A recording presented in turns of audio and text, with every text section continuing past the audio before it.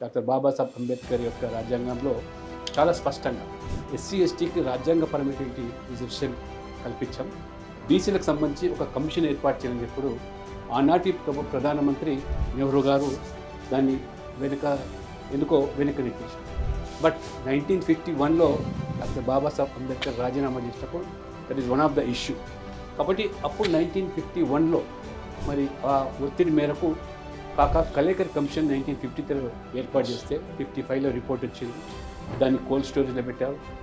పార్లమెంట్లో కూడా డిబేట్ చేయకుండా 1961లో రిజెక్ట్ చేశారు. ఎందుకు ప్రస్తావిస్తానంటే నేను ఇంతకుముందు చూపించిన దాంట్లో రాహుల్ గాంధీ గారు ఈరోజు వారు 50% సీలింగ్ దాటాలి లేదా దానికోసం ఏదైతే ఇవాళ వారు శ్రమ చేస్తూ ఉన్నారో వాళ్ళు పూర్వీకులు అనుభవించే విషయాన్ని కూడా చరిత్రను తెలుసుకోవాలి. 17 years ప్రైమ్ మినిస్టర్ నెహ్రూ గారు ఉన్నప్పటికీ నెవర్ ఇంతకుముందే కాకుండా 1961లో లెటర్ రాశారు అన్ని రాష్ట్రాల ముఖ్యమంత్రి they should not be any reservation in the name of caste. ఆ రకంగా ఇచ్చినట్టయితే సర్వీసెస్లో మీకు ఏబుల్ టు సీ మరి మెరిట్ దెబ్బతింటుంది. ఆ సర్వీసెస్లో మరి ఆ యొక్క ప్రతిభ లేకపోతే దేశం రెండో శ్రేణి పౌరులు తయారు చేస్తున్నటువంటి వారు ఉత్తరాలు కూడా రాయడం.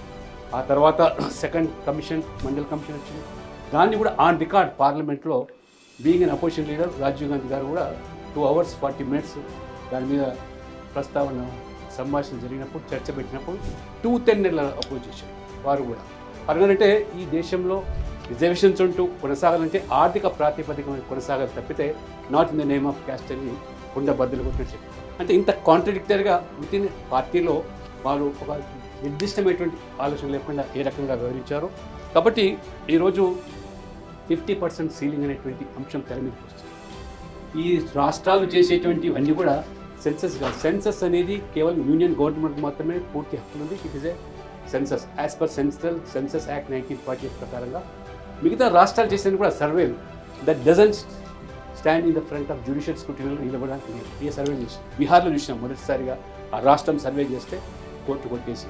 కాబట్టి ఇవాళ మోదీ గారు అందుకనే వచ్చిన తర్వాత ఏ రకంగా ఎస్సీ ఎస్టీ బీసీలతో పాటు అగ్రవర్ణాలు ఉండే పేదలు కూడా సబ్కా సాత్ సబ్కా వికాస్ అన్నప్పుడు అందులో ఉన్నటువంటి అవకాశాలు ఆర్థికంగా కోల్పోతున్న వాళ్ళు కూడా ఈడబ్ల్యూఎస్ రిజర్వేషన్ ప్రవేశపెట్టి ఆ రకంగా అన్ని వర్గాలు సమదృష్టితో చూడాలనేటువంటి ఆలోచనతో వారు